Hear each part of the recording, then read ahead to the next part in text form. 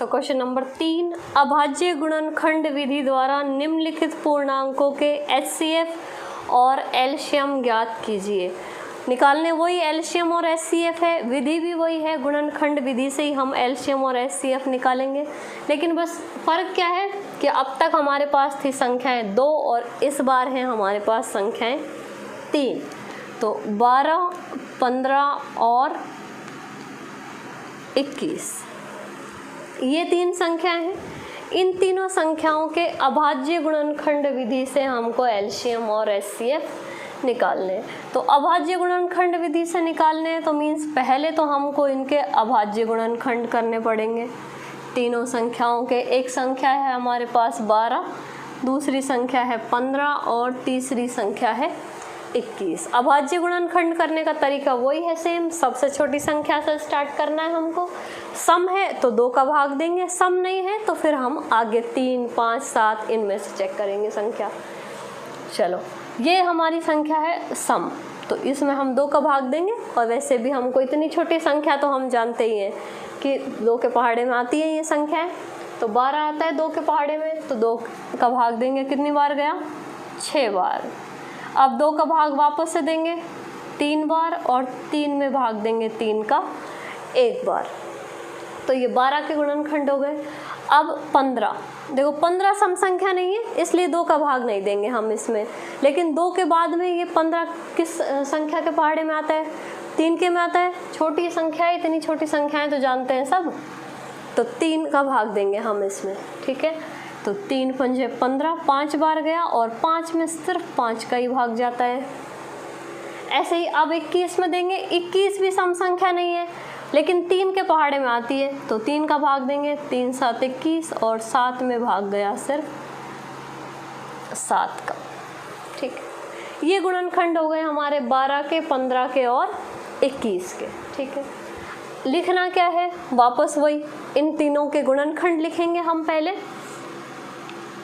कि 12 बराबर 2 गुणा 2 गुणा 3, उसके बाद में 15 बराबर 3 गुणा 5 और 21 बराबर 3 गुणा 7, ठीक।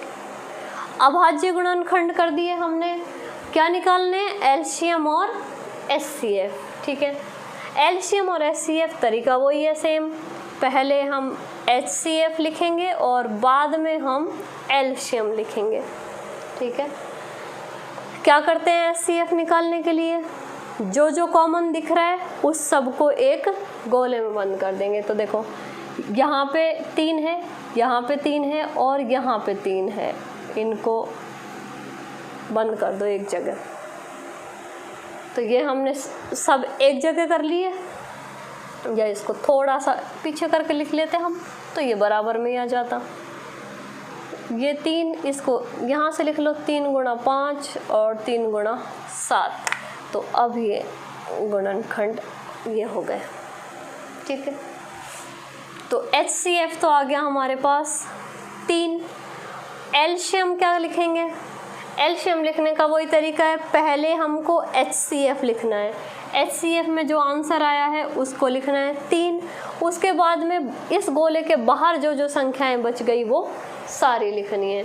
तो 2 गुणा 2 गुणा 5 गुणा 7, 3 को 2 से करेंगे 6, 6 को 2 से किया 12, 12 को 5 से किया 60 और 60 को 7 से करेंगे तो आंसर आएगा 420। तो एलसीएम आ गया इसका 420। इसमें हमको थ्योरम प्रूफ नहीं करनी है, इसमें सिर्फ हमको एलसीएम और HCF ही निकालने हैं। जो 2 संख्याओं वाले एलसीएम HCF है उसमें हमको वो थ्योरम भी प्रूफ करनी है साथ में,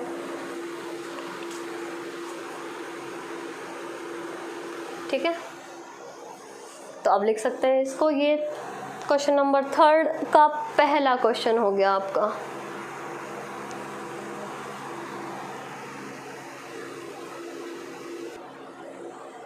देखो अगला जो सवाल है सेकंड नंबर इसका, 3 का सेकंड ये है। इसमें हमको 3 संख्याएं दी हुई हैं, 17, 23 और 29। 3 संख्याएं हैं। अब देखो, अगर तुम्हें संख्याएं याद हैं अभाज्य, तो ये 17, 23 और 29 ये तीनों ही अभाज्य संख्याएं हैं। अभाज्य का मतलब इस 17 में भी सिर्फ 17 का भाग जाएगा, ये 23 में सिर्फ 23 का भाग जाएगा और इस 29 में सिर्फ 29 का भाग जाएगा। अभाज्य संख्याएं याद होंगी कि 17 में सिर्फ 17 का ही भाग जाता है और किसी भी संख्या के पहाड़े में 17 नहीं आता, ना 23 आता है और ना ही 29 आता है। तो अब इसको कैसे लिखेंगे? देखो, अब इसके गुणनखंड तो हुए ही नहीं, तो गुणनखंड हुए नहीं तो उस टाइप से लिखने का तो इसका कोई मतलब ही नहीं है। तो लिखना भी चाहो तो इसको हम ऐसे लिखेंगे, अब 17 बराबर 17 एक बार ही भाग गया, ऐसे ही 23 बराबर 23 और 29 बराबर 29। तो ये तो कोई मीनिंग नहीं निकला इसको लिखने का, क्योंकि भाग गया ही नहीं इसके अलावा। तो इसको लिखने का तरीका ये है कि इसको हम ऐसे लिख सकते हैं, HCF और एलसीएम निकालने के लिए। लेकिन हमको यहाँ क्या लिखना है, क्योंकि 17, 23 और 29 तीनों ही अभाज्य संख्याएं हैं, इसलिए HCF, अगर तीनों संख्याएं हैं अभाज्य हैं, मतलब कोई भी कॉमन गुणनखंड नहीं आ रहा है, तब हम ये काम करते हैं कि तीनों के साथ क्या लग दिया हमने, गुणा 1 गुणा 1 गुणा 1। मतलब अगर कोई कॉमन गुणनखंड नहीं आता है तो हम HCF मान लेते हैं 1 को। HCF क्या मानते हैं फिर हम? 1, कि अगर कोई कॉमन गुणनखंड नहीं है इसका मतलब HCF क्या हो गया? 1 हो गया। और एलसीएम, अब देखो इससे समझ सकते हैं कि हमने इसको क्यों लिखा था कि भाई 17 को हम 17 गुणा 1 लिख सकते हैं, क्योंकि 17 एकम 17 होता है, 23 एकम 23 होता है। इसलिए हमने इसको समझने के लिए इस टाइप से लिख दिया कि भाई हमने 1 1 1 गुणा करके लिख दिया। और HCF तो यहाँ से ये आ गया और एलसीएम क्या आ जाएगा? अब इसके अलावा क्या क्या बचा? 17 गुणा 23 गुणा 29। तो इन तीनों संख्याओं को आपस में गुणा कर देंगे। या हम डायरेक्ट भी इस तरह से समझ सकते हैं कि अगर कोई संख्याएं तीनों ही अभाज्य हैं या दो संख्याएं दे रखी हैं दोनों ही अभाज्य हैं, तो उनका HCF होता है 1 और एलसीएम होता है उन संख्याओं का गुणनफल। जो संख्याएं हमको दी हुई हैं उन्हीं संख्याओं का गुणनफल तो हो जाएगा एलसीएम। तो ये क्या आएगा, इसका आंसर कमेंट करके आप बताओगे कि क्या आएगा। तीनों को गुणा करके बताना कि एलसीएम क्या आता है, और HCF हो जाएगा इनका 1। ठीक है, लिख लो।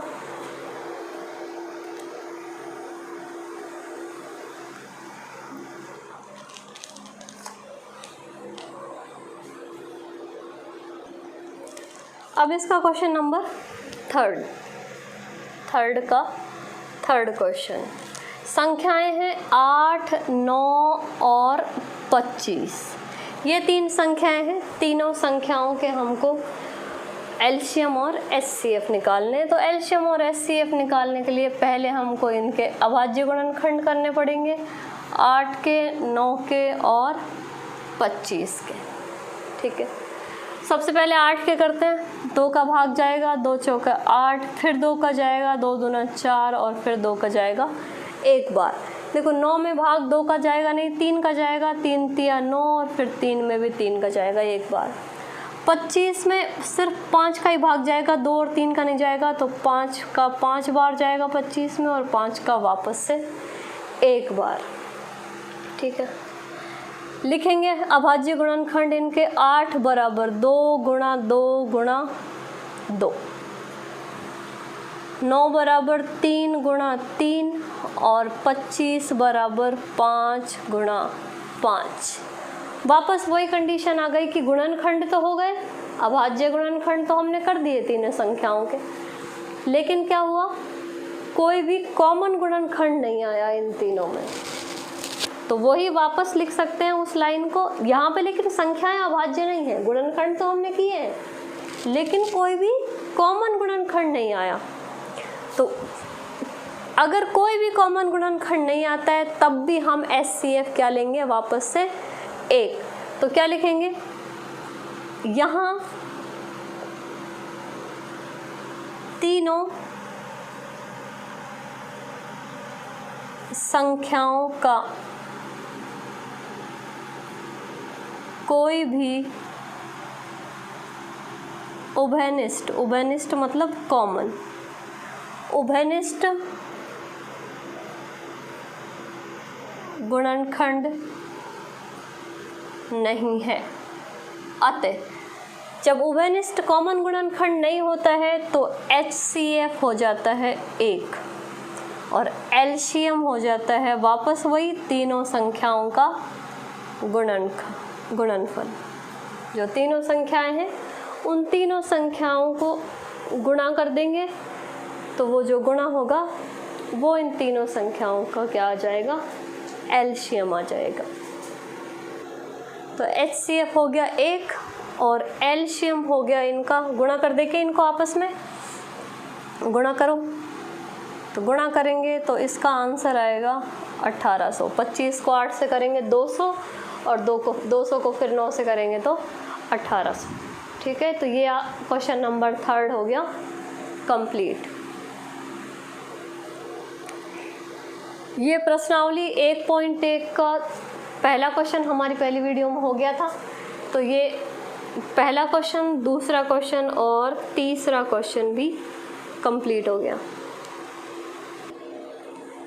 Next question number 4। देखो क्वेश्चन नंबर 4 में दिया हुआ है कि HCF ऑफ 306,657, दो संख्याएं हैं 306 और 657। इन दोनों संख्याओं का जो HCF है वो है 9 दिया है। LCM ऑफ 306,657 ज्ञात कीजिए। यानी कि ये दो संख्याएं हैं, इसका HCF तो दिया गया है और जो LCM है इन दोनों संख्याओं का वो हमको ज्ञात करना है, ये हमको ज्ञात करना है। तो अब संख्याएं हमारे पास हैं 306 और 657, HCF इसका दिया हुआ है, हमको इसका LCM ज्ञात करना है। तो एक तरीका तो ये है कि अभाज्य गुणनखंड करो और LCM आ जाएगा, लेकिन हमको HCF दिया है, किसी वजह से ही दिया होगा HCF, कि HCF क्यों दिया है, LCM तो हम अभाज्य गुणनखंड करके भी निकाल सकते थे डायरेक्ट। तो इसका यूज़ करके हमको LCM निकालना है। तो अब यूज़ कैसे होगा, प्रमेय पढ़ी है हमने, दोनों संख्याओं का गुणनफल ये किसके बराबर होता है, LCM गुणा HCF के। ये प्रमेय हमने पढ़ी है कि किन्हीं भी कोई दो धनात्मक पूर्णांक हैं उनका LCM और HCF का गुणा दोनों संख्याओं के गुणनफल के बराबर होता है। तो दोनों संख्याएं कौन सी हैं, 306 और 657।